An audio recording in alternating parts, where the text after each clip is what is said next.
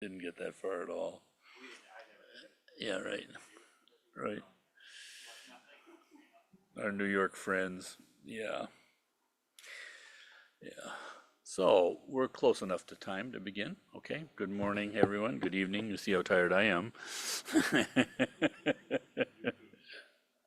YouTube's taking his time. So I'll let, while YouTube's warming up, I had supposed to have a trial today, but eventually happily avoided it with a couple, a family court thing where the couple, I mean, the kids, two kids, 10 and 12, and they both love their parents both, but the parents are both disasters. Mom, because they're separated. Mom, because she hooks up with terrible boyfriends, like brandish knives, take away their iPads, the only way they can communicate with dad, lock him in their room, all this kind of malarkey going on. And she lies about it all. So I'm new to the case representing the dad, but the attorney for the children and the mom's attorney have been on this for like 6 years. So it's one of these ones that keeps coming back to family court again and again and again and again. And the kids love both parents, but they definitely want to be with dad. And but dad, 10 and 12, and dad is you'd love him. I mean, everyone would love to have a beer with this guy. I mean, he's just great. But he gets in a lot of criminality, low level stuff. He's not like hurting anybody. But he's just always. And he reminded me. I have an uncle who. So my father and my father met my mother. He was in the Marine Corps in World War II, and he didn't know it, but he was in Quonset, Rhode Island, guarding the first radar setup. They were looking for German submarines off the coast, but it was so secret, no one even knew what radar was at that time. This is like, 1940, and they had a mixer, and he met my mother at this mixer. So his family is, English and Irish. His mother was Irish, his father was English, and very, very proper kind of, but middle class. He was a vice president in a British insurance company in Manhattan. That's my grandfather. And he was also a translator for a French interpreter during World War One. And he got some sickness in France and lost his hearing, but very, very interesting man. But my mom's family, which my dad just loved, and I did too, were completely different. They had come down from Quebec in the 1930s looking for work, and they were working in the lace mills in Massachusetts and Rhode Island, which of course now are all out of business completely. And they were, Roman Catholic family. My mom spoke French until she was 13, and she would talk about how they would go to church, and of course it was all in Latin. They had no idea what was being said, and no one was teaching them. And you could, of course, but not them. And they just remember the priest telling them who to vote for. That's the only thing you tell them. They kept it together. It was very ethnic. And so they were fishermen and on the ocean. And my uncle, my mother's brother, was a quahogger. They call it. Quahogs are the name of a certain kind of clam, certain size. Yeah, yeah. And so he was a quahog fisherman. I don't know what the term is, fisherman or farmer, whatever they called it. They have these big, they're in the mud, and they'd go out in the ocean and stick this big, long contraption down and just, scoop up mud, and clams would come up with it. But his special technique, he was a wonderful guy. He was in the Marines too. Wonderful guy. But his technique was the government would come in and they'd block off certain areas because of pollution, or they wanted the quahogs to come back, so we're not going to fish there right now. That's right where my uncle would go. No competition. he, he explained it to me. It was like, yeah, this is really, they made it easy for me. And I'm like totally rule bound, and it's like, aren't you kind of concerned that the government, you could get arrested? Never thought about it. Right. Right.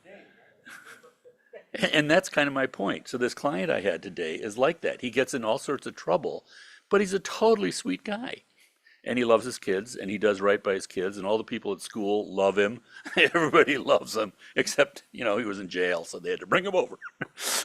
Anyway, the YouTubers show up. All right, here we go. Forgive my, like, what does Kempo call it? Useless talk? He was talking about that today, down there teaching the kids. They were down in Cornell. Right, right. So anyway, that was my point, is that when we moved to this area, not having grown up here and not having had the geography lesson in fourth grade, there's been this constant learning of, you hear, especially when I started practicing law, because something's in Hornell, I don't know where that is. Something's in Ontario, I don't know where that, Brockport, you know what I mean? And similarly once I started doing criminal law, I started learning all sorts of parts of Rochester that I never heard of. Every time a house burns down, hey, I know where that is. Once upon a time I didn't, Anyway, so yeah, enough of useless talk. So I hadn't come up with a book yet, simply because I came across this book that was published, Garrinpoche's teachings on the six Bardos, but published privately in Singapore by his students. So I don't even know if it's publicly available, but I thought we might just touch on something in here today, and then we'll come up with something a little more organized so people can get the text that we might be using. I wanted to read one just little introduction to the Tantra because, I just feel like we are all so fortunate because one, these teachings were not like given out in Tibet so much. Tibetan lay people have this valid but tremendous kind of faith, but ordinary just faith, and don't necessarily do a whole lot of meditation or study or anything like that. And I've heard lamas say it's a very positive thing in our culture that people want to learn, people want to do, people want to read the text. I mean, most Tibetans, they're not doing the text. They're letting the lama and the monks do the text, and they're just expressing their devotion, and they may have it memorized in that. So I don't mean that they're not educated in that way, but this way that we all want to have our own pacha stand, with the text on it. And so slowly we're learning in that way, but this is just a tremendous exposure for us, and yet at the same time, we don't have that fundamental confidence or understanding.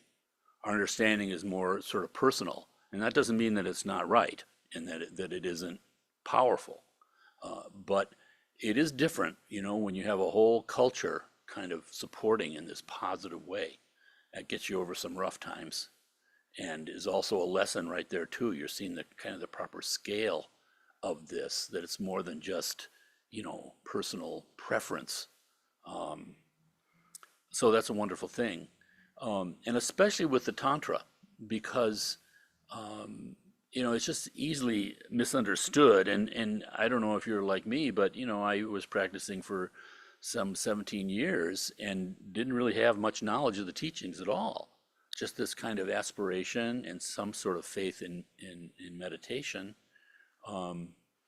But the teachings are, it's just so remarkable because Nagarjuna said that it's by the relative bodhicitta that we realize the absolute bodhicitta. It makes perfect sense if you think about it.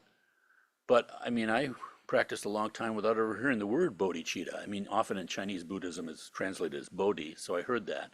But it was often a word that was popping around, but no one was like getting into what are the characteristics of conventional bodhi or bodhicitta. And then we have in our own tradition Jigten Sumgön saying that the relative is more important. Because as soon as you're saying relative and absolute, those are obviously relative terms to begin with. When you say something is absolute, that's a relative expression. That's the situation that we have in samsara. We see things in this alienated dualistic way. So our problem is really very profound. So these tantric teachings are said to be the quick path. And all of Buddha's teachings, I just found so helpful. The Tibetans probably had the same problem that we did. You can imagine that these warlike people had freaking conquered the then capital of China. You can imagine. and they're battling with the Khotanese and the Sogdians and you name it. Central Asia is wild. And then at the peak of their military and militaristic kind of power, you know, they suddenly became Buddhist. And they did it in such a systematic, committed kind of way. I mean, it's hard to imagine. Think about a culture like just sort of changing and said, okay, we're going to be Buddhist now, and sending their Einsteins and their Thomas Jeffersons and all these over the Himalayas. And again, no cell phones, no faxes, no telephones, no roads to to learn these foreign languages and then bring it all back and truthfully bring it back. Not just sort of, it's like we do, with yoga. You make a discovery. Oh, look, there's something benefit. Next thing you know, we've got naked fight yoga happening in Hollywood. Goat yoga. They have that too. There you go. It comes from this worship of this self. We see all these really, really wonderful things, and we just try to kind of sanctify ourselves in a sense, instead of this radical upturning, this radical, like having everything stripped away. I listened to a podcast today. Someone was giving a lecture. It was very interesting, actually, on Nietzsche and Dostoevsky.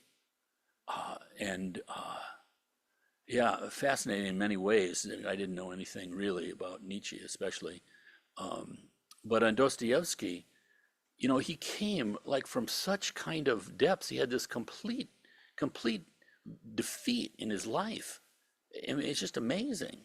Uh, he was like at 24. He was kind of like the up and coming thing in Russian literary circles, and it's the equivalent of being a rock star. The Russians, literature. When Dostoevsky eventually, when he died, 1881 or something, they had the biggest funeral that had ever been in Russia up to that time.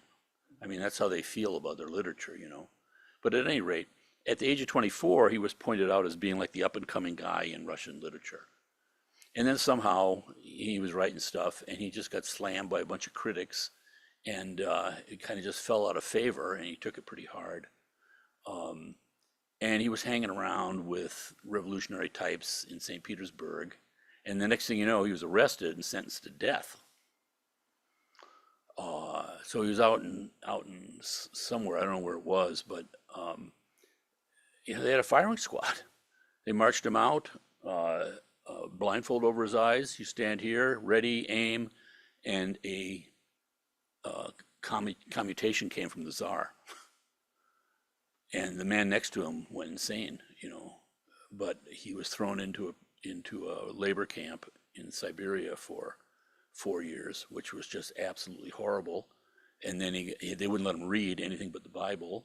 And then he got out after 4 years, but the deal was you had to go into the army, and he was in the army for 6 years, and it was just like this very, very. So he just totally bottomed out, but then came out of that. It's amazing, with his own suffering and his own exploration, because he wasn't like an enlightened person right after he was shot. So anyway, forgive me, I kind of got off on that. But in the Tantra, we have these amazing teachings and the confidence that a whole society can have. I mean, we don't have that yet.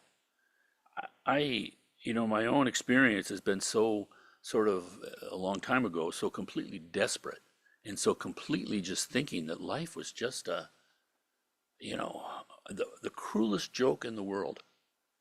Because I just looked around and said, everybody's going to die. Don't they know it? Everyone's walking around and happy and, playing video games. No video games then, but whatever.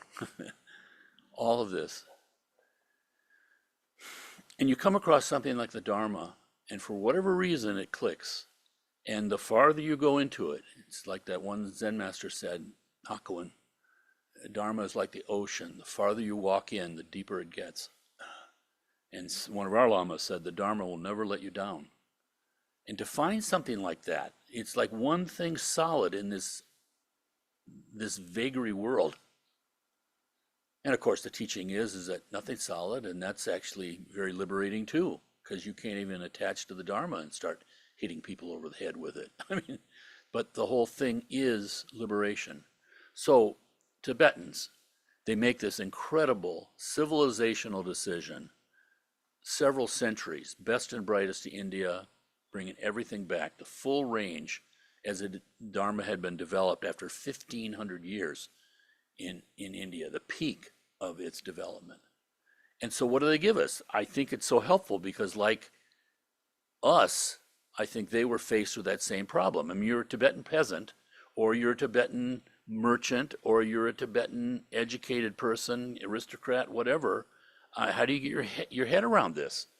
I mean, it's a different language, and suddenly it's like it's overwhelming. Like they say, 84,000, unbelievable. And so the kind of like frameworks that they devised for themselves, I found very helpful for for us. So what? So basically, the self-liberation practice is the practice of renunciation. And then they get deep into it. What does renunciation mean? Like in English, renunce, no, saying no again and again and again and again sounds terrible. In our Protestant kind of culture, it's like, oh, this hurts me so much, it must be good. That's not renunciation. Renunciation is getting out of the swamp. So amazing. So it's freedom, but renunciation. And then when we get into the Mahayana, there's the purification. That's what the Dalai Lama teaches all the time. This great practice of bodhicitta. We're purifying our mind. Instead of our ordinary things, we're changing our motivation. We're changing the object of everything. So even the most, mundane thing can be done for the benefit of others. Now I'm taking food because I have to help others. So you're doing all the same things, but your mind is changing. This is the purification of mind. And now, because of this faith that we have, that this is valid, that what the Buddha said, that he wasn't crazy, he wasn't drunk, he didn't have bad motivations, but this confidence that we can have, always testing it really, but in his great realization, that even the bad things are happening suddenly become purification. So instead of just mindless suffering, suffering just falling out of the sky, and it's just like my original feeling. This was just like the cruelest thing that could happen. Why was there pain? Why did I have to have pain? I had this wonderfully complete, privileged life, and yet couldn't be happy. What is wrong with this? So now even that, by stepping onto the path, suddenly there's a path out of all of this, and that becomes purification. And all the good things we're doing are the accumulation of merit. So there you go. This is the great purification, leading all the way to Buddhahood. But then the next, subtler even, is transformation. And that's the Tantra. So now we're using everything we've got just as it is, but we're training our mind further in wisdom to see it as, so if with purification we were practicing with great compassion, now that compassion, we see the essence of that compassion, you might say, and now we're practicing pure wisdom, which is seeing all of this as pure, as it actually is in its true nature. And so it seems artificial, but now the teacher becomes a Buddha. The fellow practitioners become highly realized bodhisattvas. This place becomes a pure land where everything is conducive to Dharma. The teachings are the highest Vajrayana teachings, and the time is timeless. So this is the path of transformation. And then finally, the path of direct realization. This is Dzogchen, Mahamudra. How amazing. Just direct recognition of the nature of the mind, moment to moment to moment. So they have these scales and this kind of like, and it's very, very helpful, because it's not like you say, okay, I'm going to do this and that's all I'm going to do, or I have to do all of this until I get to this. It's not like that. We are here. You can't even hear the names of these teachings except for having exceptionally positive karma. No matter what else is going on, you're breaking your leg, you're breaking up with your girlfriend, whatever it is, all the problems that we have, even, seeing our shortcomings, that's actually wisdom. So everything gets transformed. There's just nothing like it. I've one of the books I was looking at, which is a little bit too dry to get into, but this Gateway to Knowledge by Mipam Rinpoche. So this great practitioner, this Nyingma practitioner, Patrul Rinpoche, he in Tibet in the 1800s. So one of the great lamas of the 1800s for sure, Patrul Rinpoche. So many wonderful stories from him. This, powerful practitioner, man of the people kind of thing, common. He taught on Shantideva's entering the Bodhisattva path 108 times. And this is like a month-long teaching, this isn't like us doing it on a weekend. And all of his teachings, and many of his teachings were then collected into this book, Kunzang Lame Jalung in Tibetan, the Words of My Perfect Teacher. So this is one of the great texts that is really, really still so useful in that. Well, one of his teachers was Mipam Rinpoche. One of his students was Mipam Rinpoche, and another one, Khenpo Pelden. And there's a great commentary that Khenpo Pelden has. I read from him sometimes on Sunday mornings. His commentary, Khenpo Pelden's commentary on Shantideva's entering the Bodhisattva path. He took in all these teachings from Patrul Rinpoche, and then basically using that as his own study, wrote this incredible commentary that it's one of the classics that all the different lineages cite all again and again and again. But then additionally, Mipam Rinpoche, just this brilliant. So Mipam Rinpoche, is going through like all the basic teachings, and it's just so mind-boggling to hear it. So it might be something that we use, but nonetheless, we are so fortunate because our teachers are the direct descendants of this. This is 100 years ago only. It's just amazing how quickly time goes and how close we are to these great realized teachers. The fact that there's any of them around, how rare. You see, unfortunately, what's happening in the world, happily the Tibetans are getting it together. Some of these young lamas, I think, are going to be great. But it's not like it was, for sure, the conditions. We saw that video. I don't know if any of you remember it. It was just this grainy thing that we saw way back when. It was when, Gar Monastery had been basically shut down. And after the Cultural Revolution, it opened up again. And they had one of the first empowerments of Chakrasamvara. And it was like in the wintertime or something. It was dark. And you saw Abu, like a young Abu. He looked like he was a 13-year-old kid, wearing this big, woolly thing, and there's no heating there. And I just looked at what they were practicing in. And I know myself, I get, it's a little stuffy. Can we do something here? Or, oh my goodness, I don't know, something's wrong here. The lights are wrong. We have all these things we can complain about, and that you see the conditions under. So they knew how important it was, And of course, the hard practice produces deep realization. Incredibly fortunate. So I wanted to read a little bit about the Tantra because it's just so misunderstood, and it's not, it's not part of basically Western Buddhism, you might say. It's very helpful. We're lucky because we get such good teachings on this, but sometimes it's expressed. This is a Gelugpa teacher, and just to read it briefly. Although Tantra is very popular, not many people understand its real meaning. Some people deny Buddha's tantric teachings, whereas others misuse them for worldly attainments.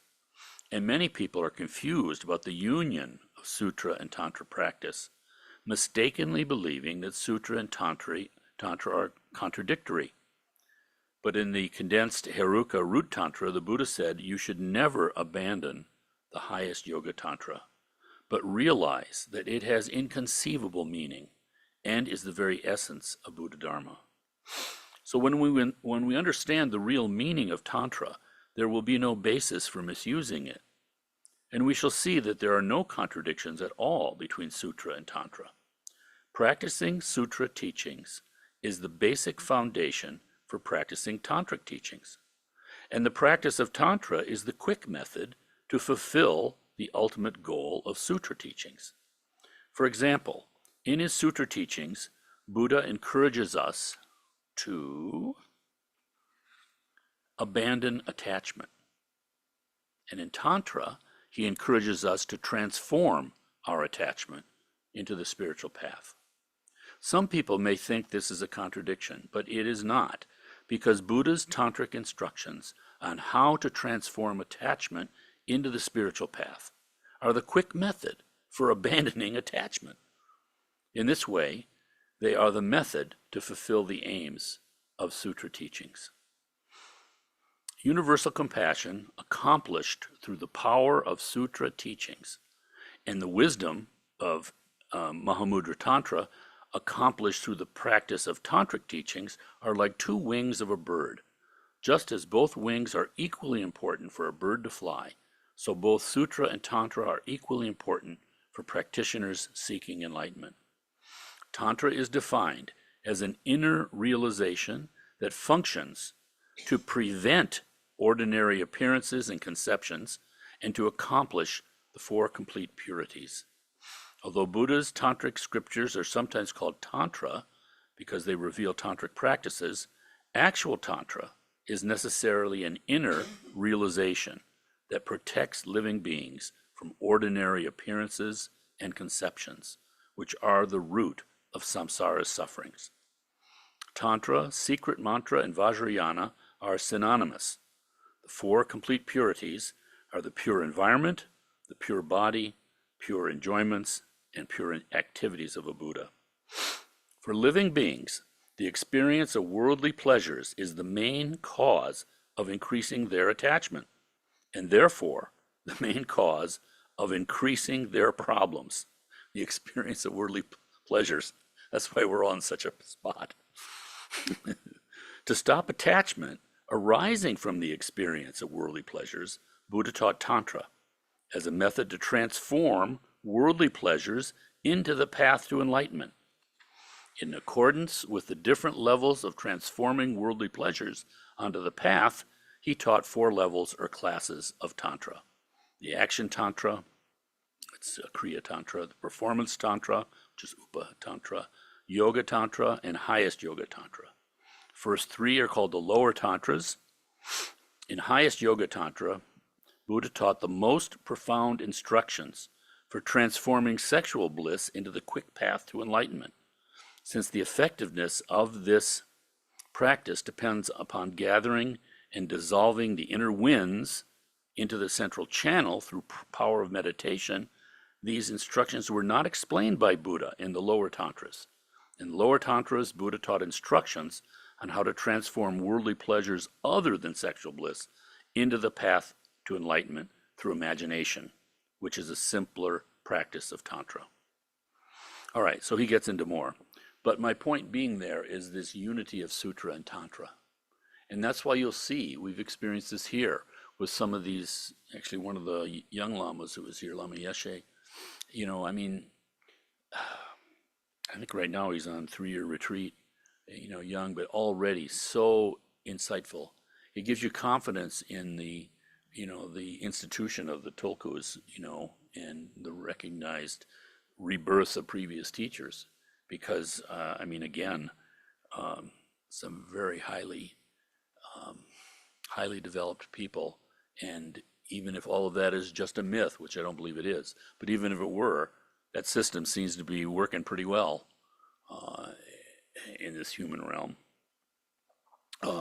You see, we've had the experience here where you get a teacher will get a question from someone who's maybe sounding a little prideful and sort of more wanting to be announcing their question to point at themselves and look how wonderful I am, rather than a true open question, that kind of thing. And you can see the answer from these teachers. We've had questions like that, especially about the Tantra, where the answer that the teacher gave, he said, "Oh, I don't know anything about that," and then gives the perfect sutra answer for what the question was. But it sometimes see the questioner doesn't see it because they're not looking really for help me kind of thing, but showing off. We learned so much. Dharma centers are really wonderful, really, because you see your own, your own shortcomings, your own tendencies, your own, the way that all the stuff that we do. So to do a little bit with Gar Rinpoche now on the six Bardos. So this is actually a continuation. We started out with the Dalai Lama's commentary on the Tibetan Book of the Dead, and this fundamental understanding that these three amazing, like tremendous opportunity moments, the moment of death, the after death state and the dreamlike bardo, and then our waking existence, how these correspond to Buddha nature. I mean, they are Buddha nature. The arising out of death, the experience of the clear light, that is the Dharmakaya. The wandering through the Bardo experience, the after death Bardo, is Sambhogakaya, the bliss body, forms, but yet they're not solid forms. The incredible power in that, you can imagine yourself somewhere and you can go there. This kind of limitlessness because we're not tied down to a physical body. But then the physical body being the Nirmanakaya, what they call the deceptive body of the Buddha. And I just love that, because the deceptive body, again, we just, we're, because of our karma, our level of understanding, we see it in that way. But with faith, we know that's not the whole story. And yet, how great is it? You don't have to somehow make some huge leap to the Dharmakaya, which, can happen. But here is the Buddha, flesh and blood, perfect for our understanding and interaction. I mean, the compassion is just amazing. It's just like, coming down to this, what the Buddha called the Saha world, means the world of patient endurance. Because isn't that it? Stuff goes wrong. And we just keep plugging on. And that's all right. That's all right. But this complete togetherness, so to speak, that in studying the moment of death, the after death Bardo gap, and then our fleshly kind of existence, we can see how that is Dharmakaya, Sambhogakaya, Nirmanakaya, these three bodies, so to speak, or aspects of Buddha, of our Buddha nature. So this book that they put together in Singapore as students, Instructions on the Six Bardos, and if you'll recall, the practice, to realization, in our particular tradition, which is very much similar to certainly the whole Kagyu, but even the other systems, they give in the Nundro teachings, they give this ladder, this kind of instruction of a guided path, starting out with the four thoughts that turn the mind towards the Dharma, this precious human body, I mean, unbelievable. And then impermanence, precious human body's not going to be here forever. And then understanding cause and effect, how can I use this precious human body profitably? And then finally, the suffering nature of samsara.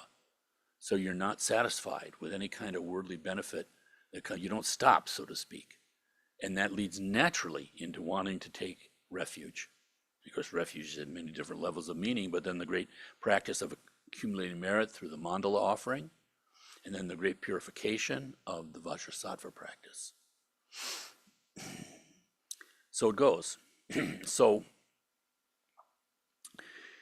you do that Nundro traditionally, and then there are two paths of Mahamudra for the Kagyu.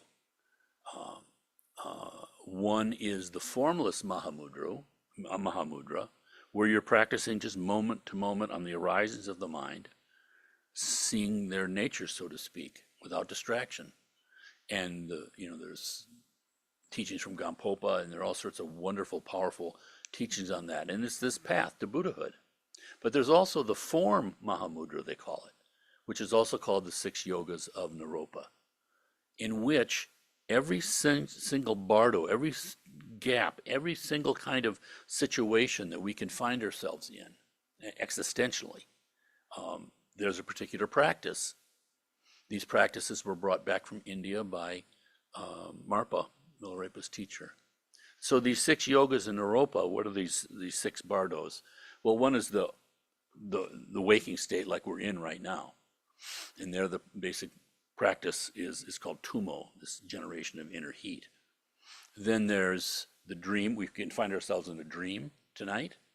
This is the dream yoga. We can find ourselves at the moment of death, and that's poa, this transference. You can use that actually moment of death.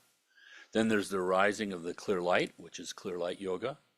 Then there's the bardo after death, which is typically called the bardo, but the Sidpa bardo, I think. And that's the bardo body. But then we can also find ourselves in a meditational state. So there's the illusory body, that's called. You can create, an illusory body and use that. So all these can be manipulated in tremendously detailed and vast teachings. I'm not qualified to talk about them. But nonetheless, they give me inspiration. You see that. You can see in your own path, you can see, oh my goodness, this has been beneficial in ways that I never predicted. Even the spontaneous moments give you a teaching on the power of your own mind when you stop trying to manipulate everything. Just simply do the practice. So when you hear about the higher teachings, that's tremendously inspiring. And of course, the greatness of this too is that both in sutric teachings, with the teachings on Pure Land of Amitabha, but also in the tantric teachings with the Poa, the moment of death is said to be especially powerful moment for us. It's said that because we drop the body, and so this understandably obsession that we have with the body going on all the time to function in this world, you have to be aware of your body. But we give it a reality it's more than it has, an absolute kind of reality. We're tremendously attached to it. Deki Palmo is coming this summer, the Tibetan nun. We're going to do chud. The essence of the chud practice is offering up your body. That's why it's so powerful, because usually it's our strongest attachment. But the moment of death can be used. Why? Because our attachment to the body, there's no body there. And the Tibetans, I love the way they get so mathematical about it. They say that somehow the mind is, I think, 19 times more powerful after death, because it's liberated from, instead of this, and we all know it, I'm going to go to a retreat. I'm really wonderful. Garten Rinpoche is going to be there, all these wonderful people all combined in our practice and everything. I'm going to sit there and look at my mind and, oh my, I got a hangnail. There goes your distraction. My knee hurts, and can I get out of here? Would this be very embarrassing if I just got out of here and just ran away? How would I deal with all these thoughts, just all these thoughts? Well, when the body's gone, 19 times powerful. If you have a positive thought, boom, 19 times more powerful. But of course, the danger is if you have a negative thought, 19 times more powerful. So that's why the study, all this training, and to at least know, even have a thought about other beings, all the times that we do it again and again and again and again and again. It's like that story I tell about the American who was in Japan shortly after World War II, and he's maybe 5 or 6 years after World War II, and he's visiting a Zen monastery, and he's sitting there with the main teacher, the Roshi, and watching all these young monks, do their nighttime chants. All beings without number I vow to liberate, endless blind passions I vow to uproot, Dharma gates without number I vow to penetrate. Did I say that already? The great way of Buddha I vow to attain, is the Chinese prayer and the Japanese do. So here's this, and this highly educated, cynical Westerner, knew too much about Buddhism, more than he needed to know. And he said to the master, do they really believe that? Master said, not in the beginning. That's the whole thing of practice.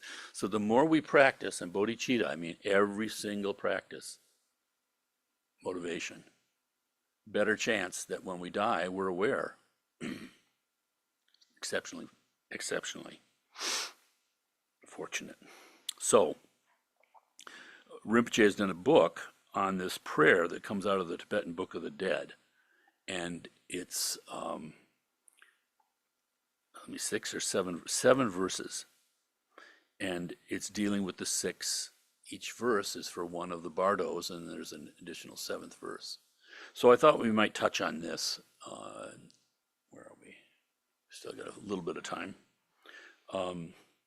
Just touch on it just a little bit, and then I'll see if we can get some copies of this perhaps, or find out how to get it. I didn't even check with Amazon, but it's, again, published in Republic of Singapore, but it was translated by Ina Dargye. Some of you know Ina.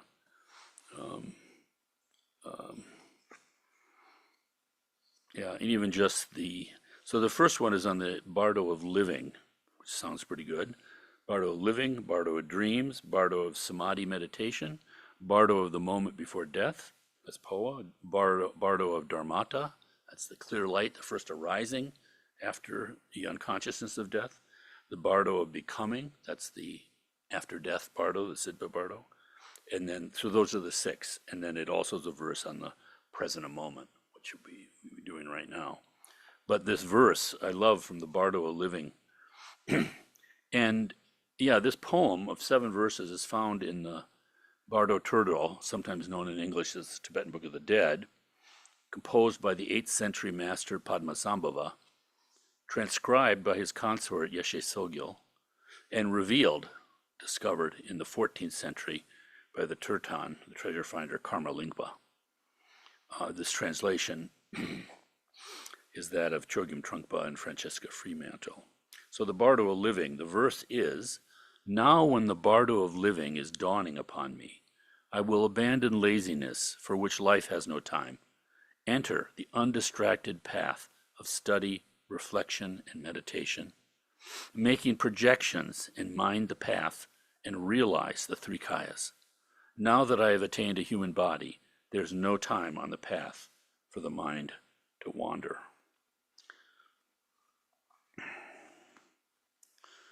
And Rinpoche says, what is the purpose of being introduced to the 6 Bardos?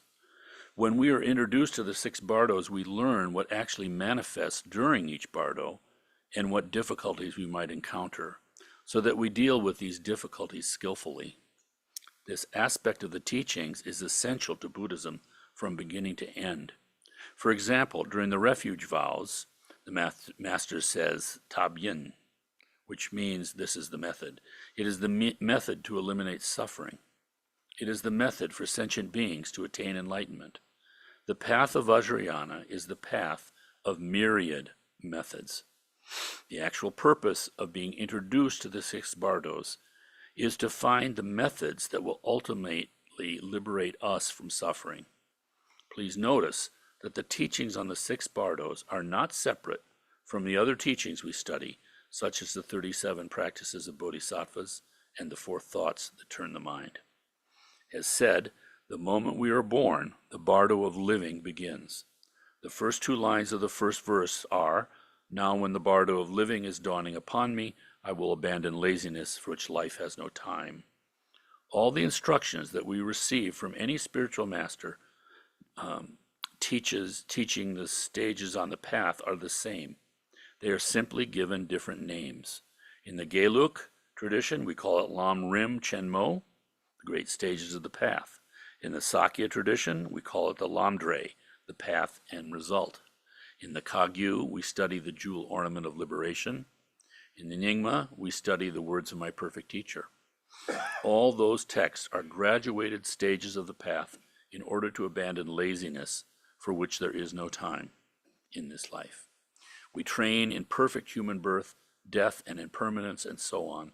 And when we train, we must hear the words, which then we must study. Yet we must go beyond hearing and studying the words. Milarepa said, you should not just focus on the words, but you should understand the meaning. We read many different words, but we must grasp the meaning. There are also the collections of Buddha's teachings, the three baskets, extensive teachings. Some even memorize extensive teachings.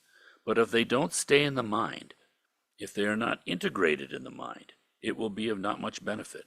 So first we must study. We must reflect upon what we have studied.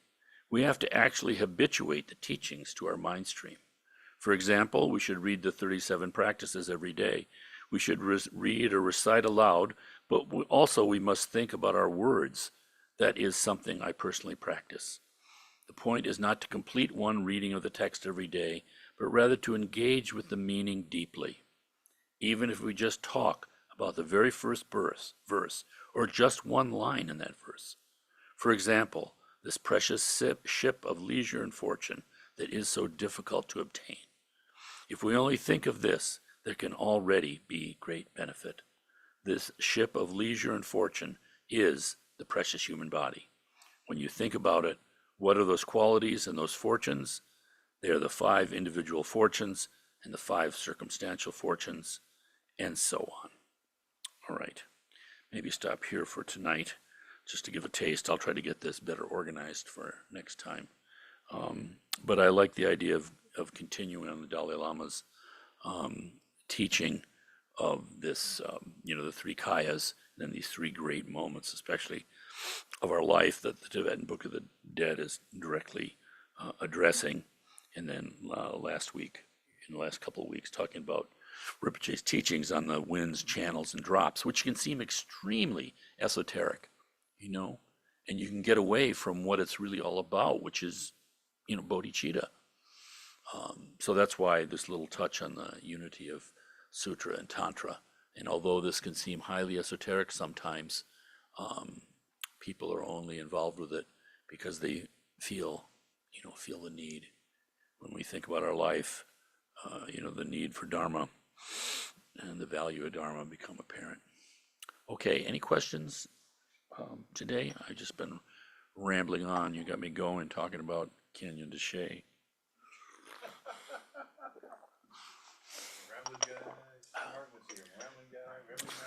I still remember that guy's shoes. They were just black leather shoes. They were expensive, but not good for a rocky path. That's Sorry. just fantastic. Rogo. Oh, Frank, I just wanted to say thank you for rambling. That's what I've been trying to get you to do for almost a decade now. So thank you. A rambling man? Yeah. So it's really great. Yeah, right. As long as we stay on the path, you can be a rambling man. Can you ramble about staying alive long enough to become enlightened? It seems like the winds and the drops, and it seems like everything we're doing to enhance our lives, to stay alive, to practice all of the getting our channels to open is about staying alive long enough to become enlightened. Is that correct? Well, it's a natural process. Okay, thank you. And I mean, the wonderful thing is that we never know, right? I mean, it's infinite. We never know. But in the practice of Vajrasattva, for instance, you can have a car accident and somehow you survive, but you didn't die because of your Vajrasattva practice. I mean, there are situations where you can look at it, and of course, materialists can always say, well, this is all just sort of random stuff happening. But I believe it's really true. I one time coming back from the Dharma Center, I hate to give a personal example because I'm such a poor example, but coming back from the Dharma Center and was just reciting Amitabha's mantra, and lo and behold, the light coming off a freeway exit, and there's this difficult, I don't know if you know it, but when you go up onto, is that Penfield Road? Yeah, I think Penfield Road off of 490 when you're going out of town towards Canandaigua. The intersection there is not 90 degrees. It's a sharp angle, and there's also the freeway fences, so it kind of blocks. Joby almost got killed there because you don't see people, and if you're not paying attention. Yeah. And So I was there and I was saying the mantra and I didn't see that the light had changed. I was a little slow. And I started by and someone ran through the red light, would have just obliterated me. So those kinds of things, Um, I mean, it's said that this is the unfolding of our karma, and by practicing these inherently virtuous practices, even occluded beings, have a benefit. Nobody knows our karma, and if it's your time, it's your time. But the greatness of this is that when you know how to die, what a difference that is. So instead of trying to extend life for no good reason, just to keep it going, another millisecond in the vastness of the Webb telescope, we're keeping it going because we're benefiting people more by doing our practice. And, it all works. Yeah. Long life practices, the Tara practice we do every other Tuesday night is specifically the long life aspect of Tara. Aryur, I think that mantric phrase, Aryur, whenever you see that in there, it's meaning long life. Yeah. Okay. Okay. Sure. Keep rambling, Frank. Yeah, I love them. We're rambling, man. All right, so back to the four thoughts that turn the I'm built mind. for comfort. I ain't built for speed. Nice, That's Howlin' Wolf. That's hilarious. I just saw a vision in my head of hillbillies playing banjo, sitting around and having this wonderful life. I don't know why that came in when you said that you were built for for comfort. I don't know. I don't probably think that's probably comfortable unless you're drunk, and then it sounds like a nice life. Oh, but back to okay. So the four thoughts that turn the mind to Yeah. Dharma, are they a natural progression that all beings go through, or is it just people that discover the Dharma that go through, or is it something that everyone naturally discovers if they're Hindu or Jewish or Muslim or No, is this just it's a- all over the place. Okay, Because so it we is all something have that- different karmas and Okay, right on. conditionings in that, but they are valid, and it is the progression that will take you in the right direction. And so, but even so, even for a practitioner, we sometimes, because of whatever in our past lifetimes or our study and practice, we have a certain kind of maybe better conceptual understanding of, say, cause and effect. But we haven't really thought so much about a perfect human body, or even so much about impermanence. So you can go back and forth. It's not like we're all on this kind of, designed path. Or another way, this teaching on, which Kempo does so well, the teaching of the five paths, basically, right? So you got this path. To me, it just helps I mean, conceptually, but then the more you have confidence in the concept, you more easily practice and you have some understanding of what you're going through or even what you're experiencing. So this path of accumulation, I mean, this practice of virtue, because we're just actually building up psychic power. We might not even feel it that way, but it's just like I say, merit is just you come in the room, you flip the light switch, lights go on. That's merit. It doesn't seem like anything special, but it really is when you think about the frustrations in the world.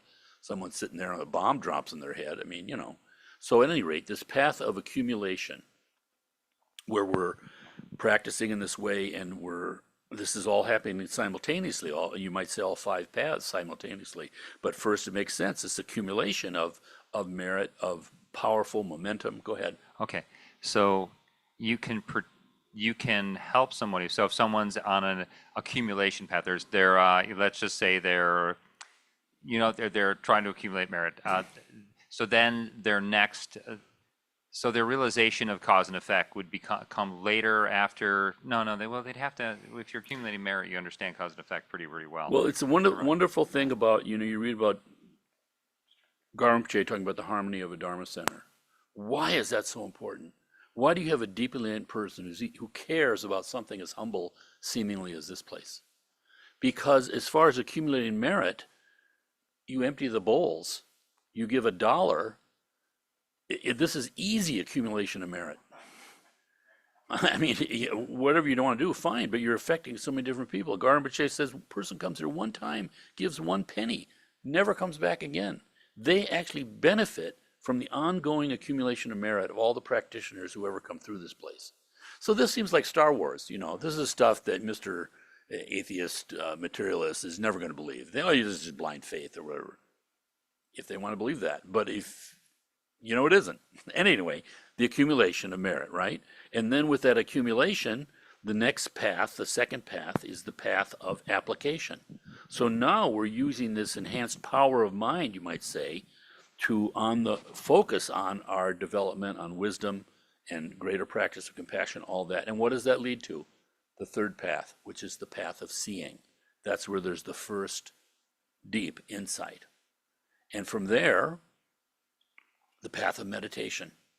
So you go through all these stages of the Bardos, the Bhumis, the levels, the grounds of higher bodhisattvahood, and all the way up to the path of no more seeing, Buddhahood. So this is very wonderful because you can jump around all the places. Just because you have some sort of application you're applying, it doesn't mean that you don't need more accumulation. You can go back and forth. And people can have insights of one site or another, and still they can be very, very, to understand. I think one of the great teachings on all these paths and all of this is that you see that enlightenment is a gradual path.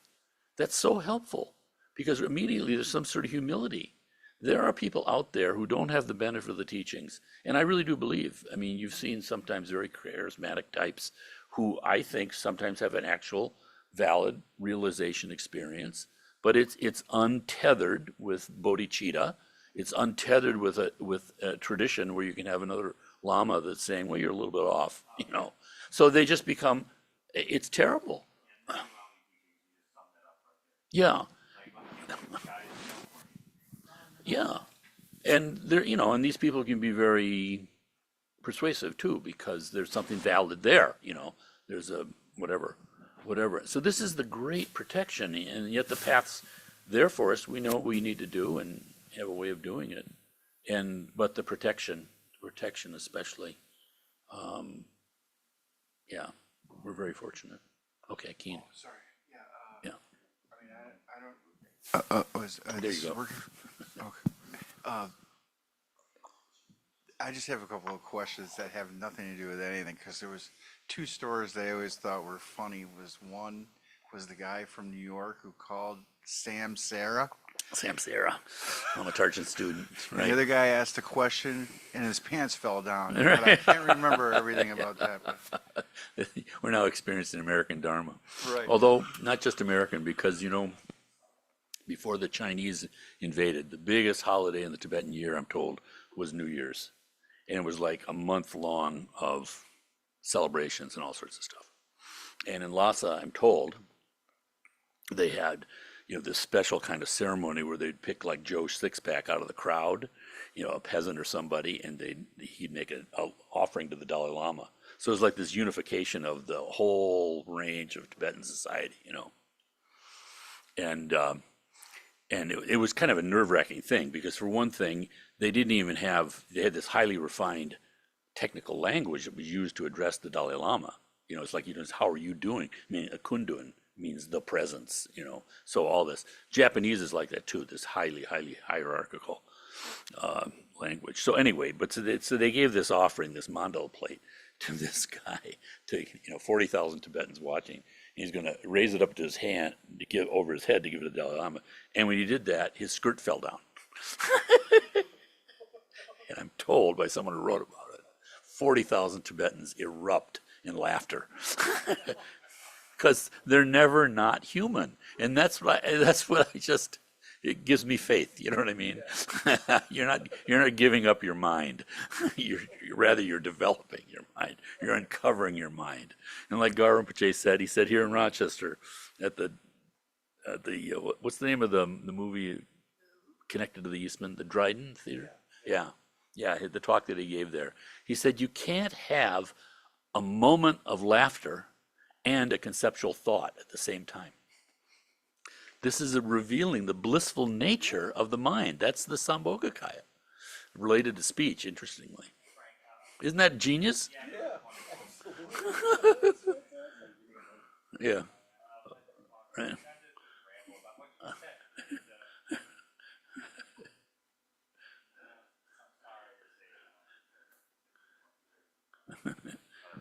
Yeah, there we go.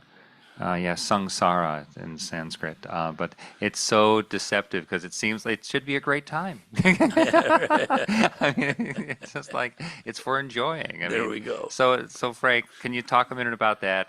Because there does seem to be a like, for instance, your son-in-law, who I've traveled with, very very blessed. He's always having such a good time. Right. Everyone loves him. Lama Tarchin said, he said, precious human birth. He said, the village that he was born in, a baby would be born. Everybody was happy. Another precious human birth. It's just this attitude that's just so, you can do it from here. Instead, we think, oh, a drain on the environment. Oh, overpopulation. Oh, there are karmic forces that are bigger than all of that. Okay, let's do a dedication. That's Samsara. Yeah, Jerry Foley. I like Jerry Foley. He was living, my friend from Brooklyn, and he was living in a trailer on Lama Tarchin's retreat land, and he was quite a character. He had been here, in Rochester. He worked for the Water Authority, and then went out, met Lama Tarchin, and went out there to live. But he was so funny because of his Brooklyn accent. I just loved him. And and when things would go wrong, he would say, "It's Samsara. What do you want?"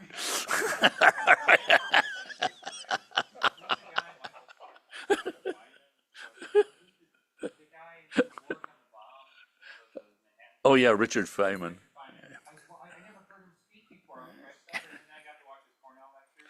Uh huh.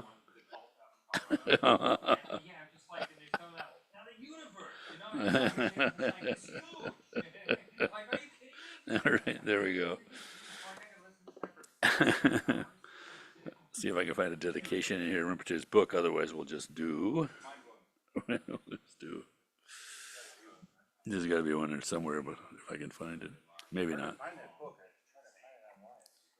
I'll look for it this week. Yeah, yeah. All right. With the mind far off, not thinking of death's coming, performing these meaningless activities, returning empty-handed now would be complete confusion. The need is recognition, holy Dharma. So why not practice Dharma at this very moment? From the mouths of wise men come these words, if you do not keep your Guru's teaching in your heart, will you not become your own deceiver? May every last one take heed of these teachings, practice bodhicitta, liberate all beings, and come to Buddhahood. Swaha. Okay, thank you. Thank you all. Yeah, isn't that true? Tibetan Book of the Dead is the Tibetan Book of Life.